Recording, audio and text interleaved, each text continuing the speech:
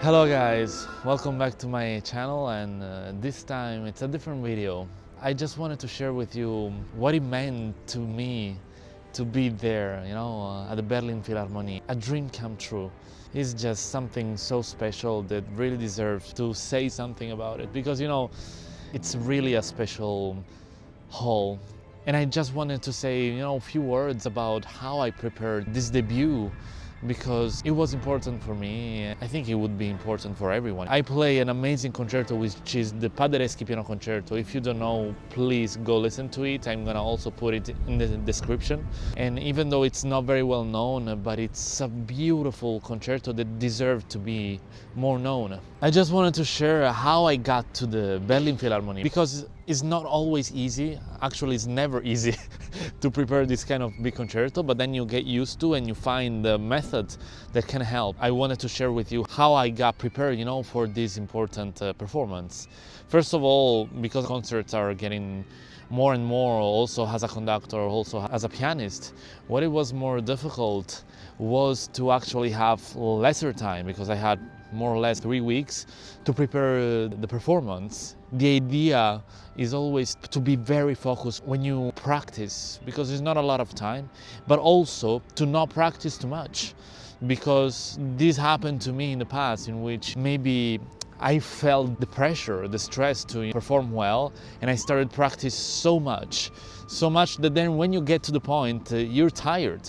So the idea was first to practice very well, but not for a lot of hours. More or less I practiced 3-4 hours a day, sometimes even less, sometimes even a little bit more, depending on the days and on the other engagements that I had.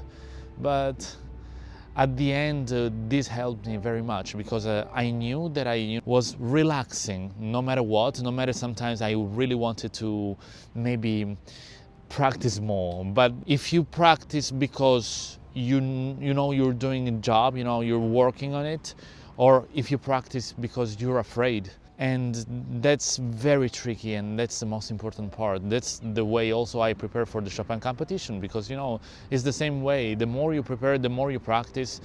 A lot of times, and when it's too much, usually it's not good.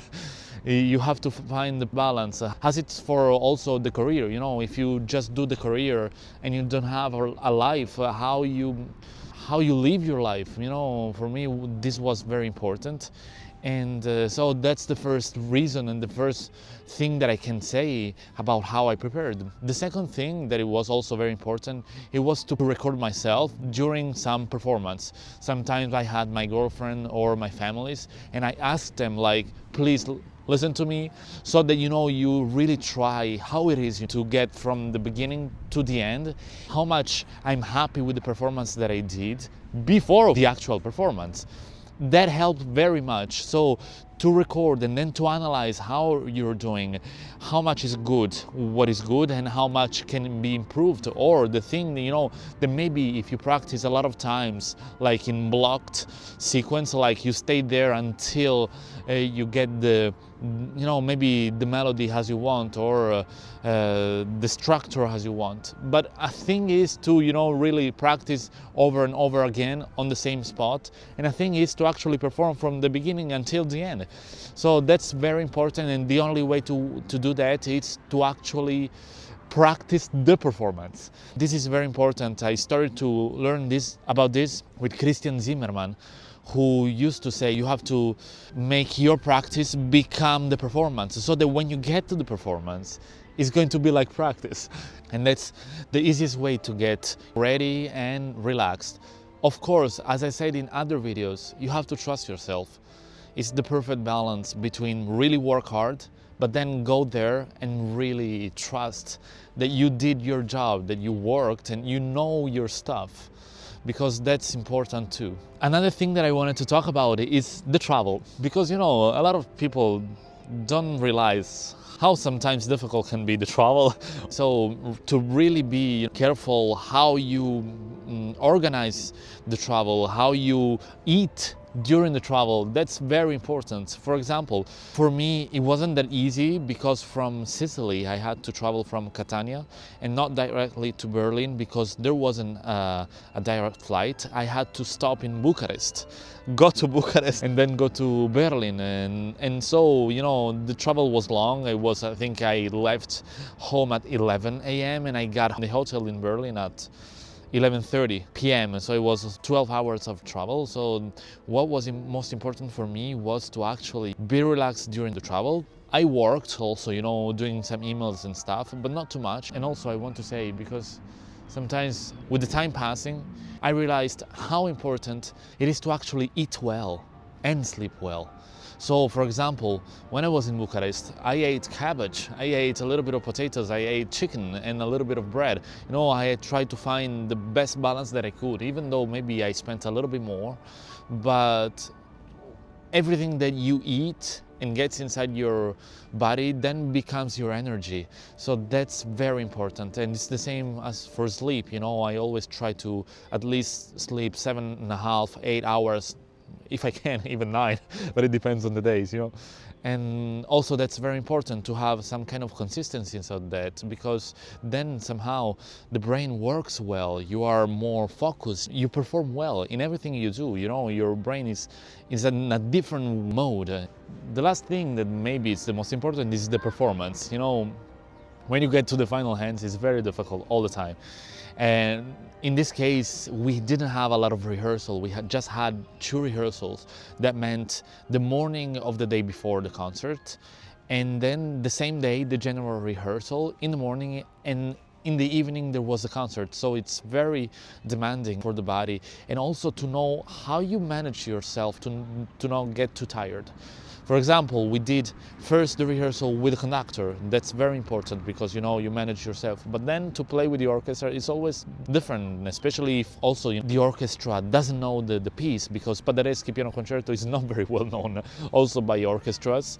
And that was very difficult. The last thing, to always try to find the perfect balance, especially when I have the general rehearsal in the morning, to not get too tired. The general rehearsal was at 10, so you play, more or less I played at 10:30. I played, then you get tired after the rehearsal, so I got a little bit of break, and then I practice again, you know, all the concerto from the beginning to the end, just to fix all the little details, but not to just, you know, get obsessive about that, because that would have been the end. And to just feel again the keyboard, to feel some passages that sometimes are more difficult. And that was very important for me, because then after that I went to have lunch and I didn't practice at all.